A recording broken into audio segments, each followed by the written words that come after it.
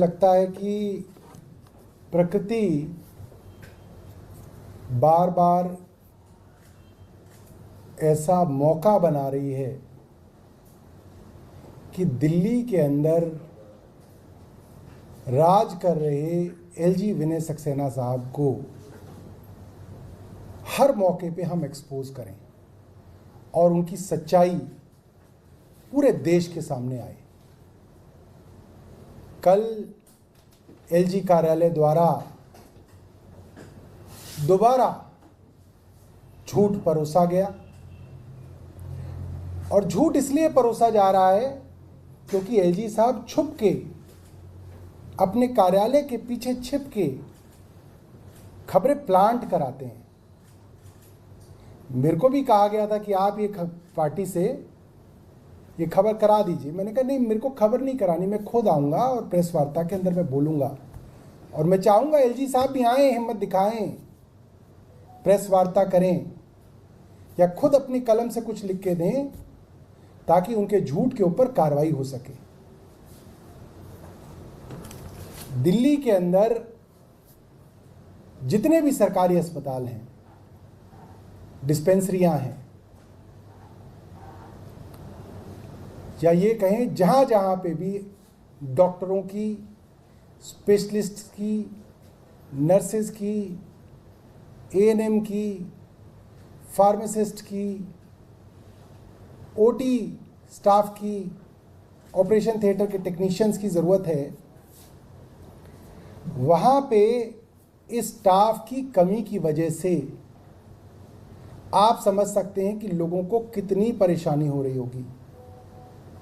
दिल्ली, उत्तर प्रदेश, हरियाणा और कई आसपास के राज्य में कोई बीमार पड़ता है तो वो दिल्ली आता है सोच के कि दिल्ली के अंदर इलाज होगा। और ये कहा जा सकता है कि जो पुअरेस्ट ऑफ पुअर है, जो गरीब से गरीब है, जो सबसे ज़्यादा वल्नरेबल है, उसकी तो एक ही आस है कि किसी तरीके से दिल्ली सरकार के अस्पताल में मेरा मुफ्त का इलाज हो जाए, फ्री इलाज हो जाए, फ्री दवा मिल जाए।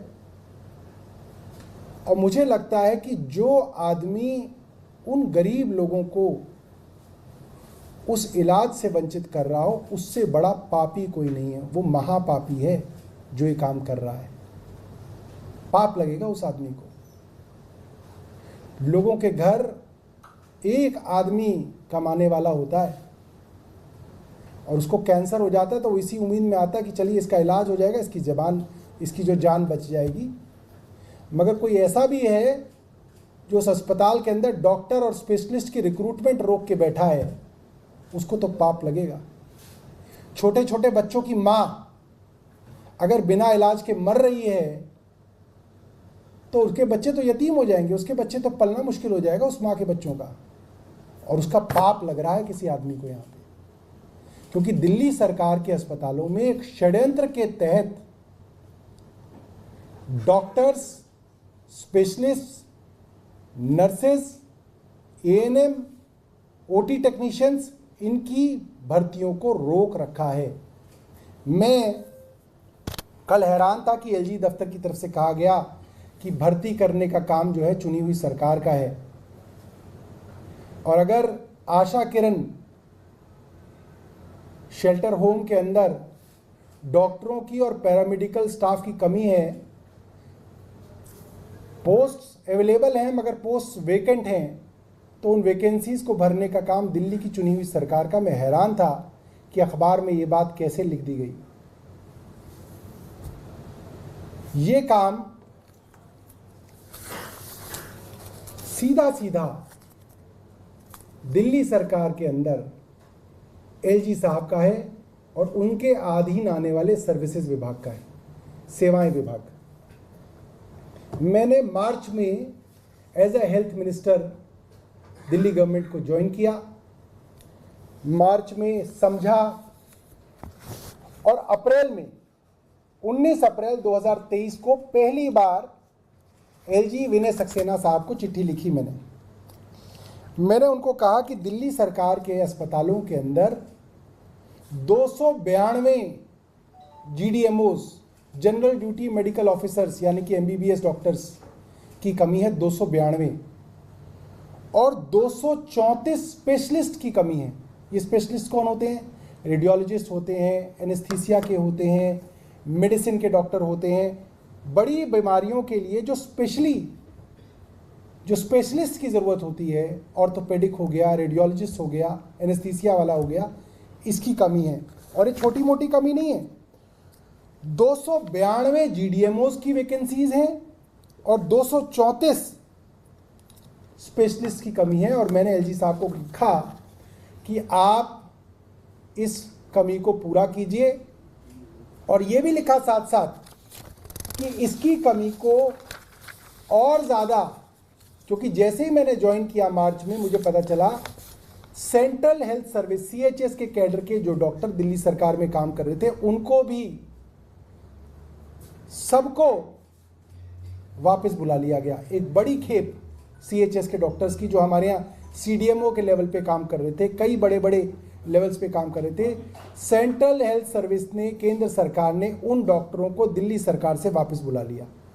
तो और कमी हो गई दिल्ली सरकार के अंदर। और मैंने LG साहब को कहा आखिरी पैराग्राफ के अंदर कि UPSC से इन डॉक्टर्स की भर्ती के अंदर बहुत समय लगेगा, सालों लगते हैं। UPSC वैकेंसी निकालती है, टेस्ट होता है, मेरिट लिस्ट बनती है, इंटरव्यू होते हैं, डॉक्यूमेंट चेक होते हैं, कोई मुकदमा कर देता है, स्टे लग जाता है। ये एक बड़ा लंबा प्रोसीजर है। उसमें भी डॉक्टर ज्वाइन करते हैं, नहीं ज्वाइन करते हैं, ये भी एक बड़ी परेशानी है। तो आप कॉन्ट्रैक्ट पे इन डॉक्टर्स को हायर कीजिए। ये मैंने आज नहीं, पिछले साल अप्रैल के अंदर LG साहब को लिखा। उसके बाद 6 जून को मैंने दोबारा से LG विनय सक्सेना साहब को लिखा, और मैंने ये लिखा कि भाई देखिए, UPSC से रिक्रूटमेंट में समय लगेगा, आप कॉन्ट्रैक्चुअल 1 साल के कॉन्ट्रैक्ट के लिए हायर कर लीजिए डॉक्टर। भाई जो ऑपरेशन थिएटर के अंदर ऑपरेशन नहीं हो पा रहे, स्पेशलिस्ट नहीं है, हॉस्पिटल बने हुए हैं, डॉक्टर नहीं है, लोगों का इलाज नहीं हो पा रहा, आप ये तो करिए। कॉन्ट्रैक्ट पे डॉक्टर्स को हायर करने के लिए कोई आदेश नहीं दिया गया। उसके बाद मैंने एक एक अस्पताल के MD MS और उनके HODs को बुला के मैंने स्पेसिफिक मीटिंग की। उस अस्पताल के सारे HODs को, MS को, MD को और वहाँ के लोकल विधायक को बुला के एक एक चीज़ की मीटिंग की। एक एक डिपार्टमेंट का डेटा निकाला, कौन से डिपार्टमेंट में कितने ऑपरेशन हो रहे हैं, कितनी मेजर सर्जरी हो रही है, कितनी माइनर सर्जरी हो रही है, कितनी OPD हो रही है, कौन सा डॉक्टर ज़्यादा OPD कर रहा है, कौन सा डॉक्टर कम कर रहा है, कौन सा डॉक्टर ज़्यादा सर्जरी कर रहा है, उसको चलो शाबाशी देते हैं, कौन सा डॉक्टर सर्जरी क्यों नहीं कर रहा, यहाँ पे अस्पताल में OT होने के बाद भी इतनी सर्जरी कम क्यों है, इस अस्पताल में OT ज़्यादा है फिर भी सर्जरी कम है, क्या कारण है। पता चला कहीं पे OT टेक्नीशियन नहीं है, कहीं पे एनेस्थीसिया वाला डॉक्टर नहीं है, कहीं पे रेडियोलॉजिस्ट नहीं है, 20-20 करोड़ की मशीनें खड़ी हुई हैं, खराब हो रही हैं, रेडियोलॉजिस्ट नहीं है। और मैंने 15 पेज की चिट्ठी LG साहब को लिखी पूरे डेटा के साथ। 15 पेज की चिट्ठी मैंने LG साहब को लिखी 2 जनवरी, क्योंकि 1 जनवरी को तो छुट्टी होती है, साल शुरू हुआ, 2 जनवरी को मैंने उनको 15 पेज की चिट्ठी लिखी और मुख्यमंत्री जी के थ्रू भेजी। और मैंने उनको बताया कि मैंने एक एक अस्पताल के MDs से बात की है, और उसके बाद मैंने देखा है कि डॉक्टर्स की 30% सेंक्शन पोस्ट खाली हैं, यानी कि 729 में से 281 खाली हैं। डेंटल सर्जन की 61% पोस्ट खाली हैं। नर्सेज और फार्मासिस्ट की 20 और 33% पोस्ट खाली हैं। और जो सबसे ज़रूरी होता है, जो मैंने बोला कि ऑपरेशन थिएटर होने के बावजूद काम नहीं हो पा रहा, OT technician, lab technician, CSSD technician, ECG technician, postmortem technician, इनकी 1658 पोस्ट जो हैं खाली हैं। 1658। आपने देखा होगा कई बार कहते हैं कि भाई पोस्टमार्टम हो रहा है मगर देर लग रही है, क्योंकि पोस्टमार्टम का टेक्नीशियन नहीं है। डॉक्टर अवेलेबल है, OT 5 हैं, डॉक्टर 3 हैं, मगर OT में एक ही जगह काम हो रहा है क्योंकि OT टेक्नीशियन एक ही है। तो मैंने ये 15 पेज की चिट्ठी एलजी साहब को लिखी, एक एक चीज़ का उनको ब्यौरा दिया, और आखिरी में मैंने उनको फिर ये बात लिखी, मैंने कहा साहब ये जो आप यूपीएससी से हायर करने की बात कर रहे हैं इसका बहुत धन्यवाद आपको, मगर यूपीएससी से हायर करने में बहुत समय लगता है, और सबसे बड़ी बात यह है कि अब जो स्पेशलिस्ट हैं, रेडियोलॉजिस्ट हैं, मेडिसिन के स्पेशलिस्ट हैं, एनेस्थीसिया के स्पेशलिस्ट हैं, इन लोगों को प्राइवेट में इतना पैसा मिलता है कि यूपीएससी वगैरह के थ्रू ये आना ही नहीं चाह रहे हैं। तो आप इनको कॉन्ट्रैक्ट पे, 1 साल के कॉन्ट्रैक्ट पे ही हायर कर लीजिए, कम से कम हमारे अस्पताल तो चल जाएंगे। उसके बाद इसी चिट्ठी को मुख्यमंत्री जी ने एलजी साहब को भेजा, पूरा डेटा मैंने इनको भेजा, मगर तब भी कॉन्ट्रैक्ट पे डॉक्टर्स और ये पैरामेडिकल स्टाफ हायर नहीं हुआ। मुझे लगता है कि इतने के बाद आदमी की आशा टूट जाती है कि क्या फ़ायदा ऐसे एलजी साहब को लिखने से जो कुछ करते ही नहीं है। मगर ऐसा नहीं किया, हमने सोचा कि नहीं, फिर भी हम इनको लिखेंगे, हो सकता है इनकी आत्मा जाग जाए। उसके बाद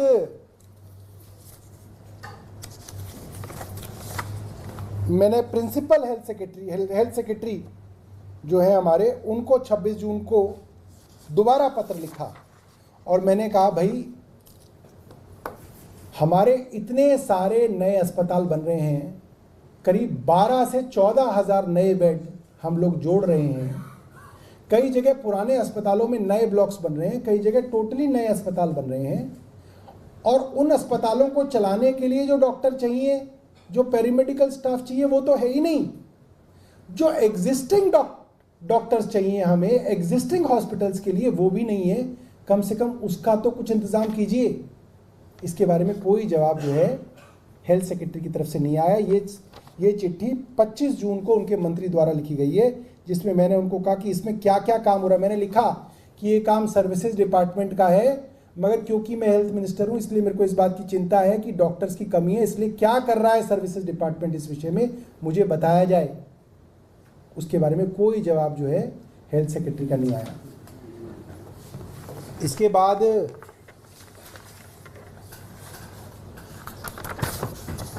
मुझे लगता है अभी 10 दिन पुरानी बात है, 26 जुलाई को मैंने दोबारा पत्र लिखा एलजी साहब को, और मैंने एलजी साहब को दोबारा ये लिखा कि I understand that taking permanent doctors through UPSC is a time consuming process, therefore I have suggested that doctors and specialists may be hired on contractual basis. Similar recommendations have also been given by the committee headed by S.K. Sareen on the directions of Honorable High Court. Therefore, as I have earlier sent similar request to your good self, as Services Department of Government of NCT of Delhi directly comes under your control, I humbly request you to direct the department to expedite the process of hiring doctors and specialists on contractual basis. अब आप बताइए इससे ज़्यादा कोई क्या कर सकता है। ये विभाग सीधा सीधा इनके अंतर्गत आता है। इनको मैं पिछले अप्रैल से बता रहा हूं कि इतनी सारी पोजीशंस वेकेंट हैं, आप इनको भरिए। यूपीएससी और DSSB के चक्कर में मत रहिए, वो सालों लगाएंगे, आप कॉन्ट्रैक्ट पे भरिए। और अभी अभी जो हाई कोर्ट ने कमेटी बनाई डॉक्टर सरीन की, उस डॉक्टर सरीन की कमेटी में भी यही आया कि सबसे बड़ी दिक्कत ये है कि डॉक्टर्स और स्पेशलिस्ट और पैरामेडिकल स्टाफ की बेहद कमी है। उन्होंने भी यही कहा कि यूपीएससी और DSSB से तो भर्ती करने में वर्षों लग जाएंगे। आप जिस तरीके से प्राइवेट अस्पताल कॉन्ट्रैक्ट पे डॉक्टर्स को लेते हैं 2 घंटे के लिए, 4 घंटे के लिए, 8 घंटे के लिए, ऑपरेशन बेसिस पे, सर्जरी बेसिस पे आप डॉक्टर्स को हायर कीजिए, कॉन्ट्रैक्ट पे हायर कीजिए, मगर कोई चिंता एलजी साहब को नहीं है। और उससे भी गंभीर बात यह है, जो अपनी जिम्मेदारी है एलजी साहब की, उससे भी भागते हैं और उसका इल्ज़ाम भी जो है चुनी हुई सरकार पे लगाते हैं। इसलिए मुझे लगा कि मैं ये प्रेस कॉन्फ्रेंस करके ये सारे के सारे पत्र साझा करूं, और ये पत्र मैं व्हाट्सएप पे आप लोगों से शेयर कर दूंगा। और मैं एलजी साहब से कहता हूं कि छुप के वार ना करिए, आइए खुल्लम खुल्ला आइए, प्रेस कॉन्फ्रेंस कीजिए, खुल के आइए। अपने कार्यालय के अफसरों को मत कहिए कि झूठ परोसे मीडिया को, खुल के सामने आइए। कोई आपके पास प्रश्न हो तो आप पूछ सकते हैं। कल जो अभी हो गया ये जो लेकिन उस प्रोसेस में कितना टोटल टाइम कितना हो चुका है? देखिए, मैं तो मार्च 2023 में आया था, मैंने अप्रैल में उनको पहली चिट्ठी लिख दी थी।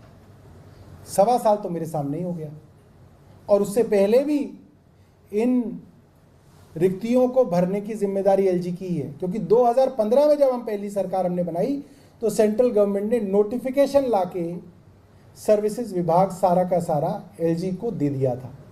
तब से अब तक सिर्फ 8 दिन ये विभाग जो है हमारे पास आया है, और 8 दिन जब ये विभाग आया तो भी सर्विसेज सेक्रेटरी हमारे पास नहीं आए, वो बस छुपते ही रहे। सर, रिपोर्ट आनी थी आशा किरण वाले मामले में, रिपोर्ट का क्या स्टेटस है सर? देखिए, मेरे को तो जानकारी नहीं है, रेवेन्यू मिनिस्टर ने ऑर्डर दिए थे, मुझे उम्मीद है आनी चाहिए रिपोर्ट, मगर पहले भी आप देखिए राजेंद्र नगर मामले की रिपोर्ट अब तक नहीं आई, वो तो 24 घंटे में आनी थी। सर, हाई कोर्ट ने कहा कि कैबिनेट की मीटिंग, मेरे हिसाब से कैबिनेट के अंदर जो मामला आता है उस मामले के ऊपर कई महीने तक चिंतन हो चुका होता है, उस विभाग के मंत्री द्वारा चिंतन हो चुका होता है, फाइनेंस डिपार्टमेंट द्वारा चिंतन हो चुका होता है, लॉ डिपार्टमेंट, प्लानिंग डिपार्टमेंट और उससे जुड़े हुए जितने भी विभाग हैं, सब विभागों के मंत्रियों के पास उसके कमेंट्स भेजे जाते हैं, उनसे कमेंट्स मांगे जाते हैं। अगर उनका कोई ऐतराज होता है तो उसके ऐतराज को उस विभाग द्वारा दूर किया जाता है। जब वो सारे ऐतराज दूर हो जाते हैं तो वो फैसला जो है कैबिनेट के सामने आता है, और उसके बाद मुख्यमंत्री उसको सोच समझ के पढ़ के कैबिनेट के अंदर फॉरवर्ड करते हैं। तो मंत्री, मुख्यमंत्री और उस फैसले से जुड़े हुए जितने भी विभाग हैं और जितने भी मंत्री हैं, उनका चिंतन उसके ऊपर कई महीने से चल रहा होता है।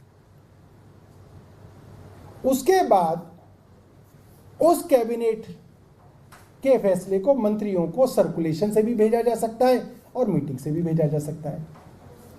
अगर उसमें किसी को कोई ऐतराज होगा तो वो मंत्री उस सर्कुलेशन पे लिख सकता है कि भाई मेरा ये इस पे ऐतराज है या ये मेरी क्वेरी है, तो उसका जवाब आ जाता है। ऐतराज नहीं होता तो वो साइन हो जाता है। दुनिया की सभी मीटिंग्स सर्कुलेशन से भी हो सकती हैं, मीटिंग से भी हो सकती हैं। किसी एक अफसर को जिसका इतना भी दम नहीं है कि वो अपना नाम बता सके, उसको ऐतराज है, कोई अफसर है छुपा हुआ बैठा इस सेक्रेटेरिएट में जिसको ऐतराज है कि सर्कुलेशन से क्यों नहीं है, उसको ऐतराज है, तो उसके ऐतराज की तो कोई वैल्यू नहीं है, ना वो मंत्री ना वो एमएलए, उसके ऐतराज की क्या कीमत है? कोई कीमत नहीं। वो अफसर छपवा रहा है अखबारों के अंदर, आज उसने छपवाया, उससे कोई फर्क नहीं पड़ता। सौरभ जी, जो पाप कमा रहे हैं इसके पीछे की मंशा क्या हो सकती है? लोगों को परेशान करना, लोग दुखी हों। अब आप सोचिए ना, किसी का इकलौता कमाने वाला आदमी हो, कैंसर से पीड़ित हो, डॉक्टर के ऑपरेशन करना है और ऑपरेशन की उसको डेट ही नहीं मिलेगी क्योंकि आपके पास स्पेशलिस्ट ही नहीं है जो ऑपरेशन कर सके। या ऑपरेशन थिएटर तो 10 बना दिए अरविंद केजरीवाल जी ने, मगर वो ऑपरेशन थिएटर ऐसे ही खड़े हैं क्योंकि ओटी टेक्नीशियन की भर्ती नहीं करना चाह रहे एलजी साहब।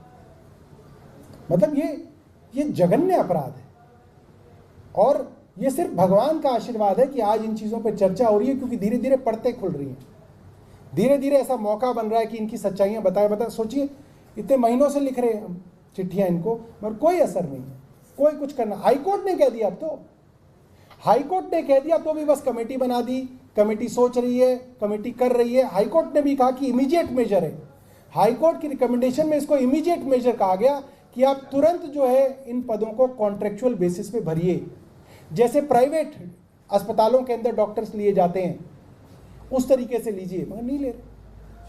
सर, जिस तरह से आप बता रहे हैं कि रिक्तियाँ हैं भरी नहीं जा रही हैं, इस तरह से देखा जाए तो अस्पतालों में इलाज नहीं हो रहा है, फिर मुश्किल हो रही है इलाज के अंदर, मुश्किल नहीं हो ही नहीं पा रहा है फिर। बिल्कुल मुश्किल हो रही और है। आपने लंबे समय से आप पत्र लिखते चले आ रहे हैं जी, अब अगला स्टेप क्या होगा? नहीं अब मुझे आप लोगों से मदद चाहिए, अब मुझे अपने मीडिया के साथियों से मदद चाहिए कि इसके अंदर दूध का दूध पानी का पानी कीजिए। एलजी साहब पे दबाव बनाइए कि प्रेस कॉन्फ्रेंस करके बताइए कि क्यों नहीं कॉन्ट्रैक्ट पे डॉक्टर्स, स्पेशलिस्ट और पैरामेडिकल स्टाफ आपने रिक्रूट किया। आप वैसे तो जो कि अपनी जो चुनी हुई सरकार के काम होते हैं वहां पे तुरंत पहुंच जाते हैं सारे अफसरों को लेके, इसके लिए क्या किया, इसके लिए कितनी मीटिंग करी एलजी साहब ने, मुझे बताएं, मीटिंगों का ब्यौरा दें कि भाई हमने 10 मीटिंग करी इस चीज़ के लिए कि कॉन्ट्रैक्ट पे जो है एलजी साहब ने करी हो मीटिंग, तो हमें लगेगा कि चलिए इन्होंने प्रयास किया। अब हाई कोर्ट ने इनके पीछे पड़ा है, हाई कोर्ट अब कि कॉन्ट्रैक्ट पे करो तो कमेटी वमेटी बनाई है हाई कोर्ट के दबाव में, मगर रिक्रूटमेंट अभी तक कुछ नहीं हुई। सूरज, आशाकरण वाले मामले में बीजेपी सवाल उठा रही है कि मंत्री राजकुमार छोड़ के चले गए तो मंत्री तक की नियुक्ति नहीं हो पा रही, चीजें चल कैसे रही है, अवस्था कैसे कर रही है? ये तो एमएचए का डिसीजन है। किसी भी सरकार में, चाहे वो केंद्र हो या वो राज्य सरकार हो, उसके अंदर एक बड़ा सिंपल मैकेनिज्म है जो बहुत ज़रूरी है किसी भी चीज़ की कंटिन्यूटी के लिए, कि कोई मंत्री इस्तीफा दे दे, उसको हटा दिया जाए, उसकी किसी दुर्घटना में मृत्यु हो जाए तो एकदम वो तो डिपार्टमेंट्स स्टैंड स्टिल हो जाएंगे। तो उसका तरीका ये होता है कि एक किसी मिनिस्टर को ये लिखा होता है कि जो विभाग किसी के पास नहीं है वो इसके पास आ जाए ताकि वो काम चल सके। ऐसा प्रयोजन हमारी सरकार में भी है, मगर एमएचए ने और एलजी साहब ने, मुझे नहीं पता कि इनमें से किसने किया है, मुझे जो जानकारी मिली ये है कि केंद्र सरकार ने इस पे ये कह दिया कि भाई फिलहाल ये सारे के सारे 8 विभाग किसी मंत्री के पास ना हो, ये विभाग सिर्फ इस विभाग के सेक्रेटरीज चलाएंगे। तभी तो मैंने बोला है कि इस विभाग के जो सेक्रेटरी हैं मिस्टर तावले, उनको सस्पेंड करना चाहिए क्योंकि उनकी जिम्मेदारी थी सुपरविजन की। उन्होंने क्या किया? और जो आशा किरण की के जो लोग हैं, एडमिनिस्ट्रेटर हैं, सुपरवाइजर हैं, सुपरिटेंडेंट हैं, उनको अभी तक एलजी साहब ने सस्पेंड क्यों नहीं किया? किस चीज का इंतजार कर रहे हैं एलजी साहब? कह दिया झूठ कि नहीं ये तो मंत्री ने लगाया था। अच्छा, मंत्री ने लगाया था तो मंत्री का तो प्यारा होगा बहुत। हम कह रहे हैं कि जो हमें इतना प्यारा है उसको सस्पेंड कर दो। एलजी साहब कह रहे नहीं नहीं हम नहीं करेंगे। तो किसका प्यारा है? तो खुद ही हेंस प्रूव्ड है, तो सबको समझ में आ गया किसका करीबी है। ये कह रही है हमारा करीबी है, हमारा करीबी है तो सस्पेंड कर दो ना, ले लो बदला हमसे। इनका करीबी है इसलिए सस्पेंड नहीं कर रहे, सबके सामने। छोटी छोटी चीजों पे अफसरों को सस्पेंड करते हैं, 3 पेज का प्रेस रिलीज देते हैं। 8-8, 9-9 साल पुराने मामले खोदे जा रहे हैं लोगों के। जो अफसर मंत्रियों के साथ काम करते हैं उनके 8-8, 9-9 साल पुराने मामले ढूंढे जाते हैं कि इस पे इसको सस्पेंड कर दो, इस पे इसको सस्पेंड कर दो, और जो सामने है उस पे सस्पेंशन नहीं हो रहा है। मंत्री वाले मामले पे जो आपने कहा कल एलजी कार्यालय की तरफ से कहा गया कि जब मुख्यमंत्री बाहर थे तो उन्होंने राजकुमार आनंद का इस्तीफा स्वीकार तो किया, लेकिन किसी नए मंत्री को विभाग देने के लिए कोई सजेशन नहीं दिया। भाई एलजी साहब को मंत्री बनना है क्या? वो बता दें, अगर उन्हें बनना है तो वो एप्लीकेशन लगा दें।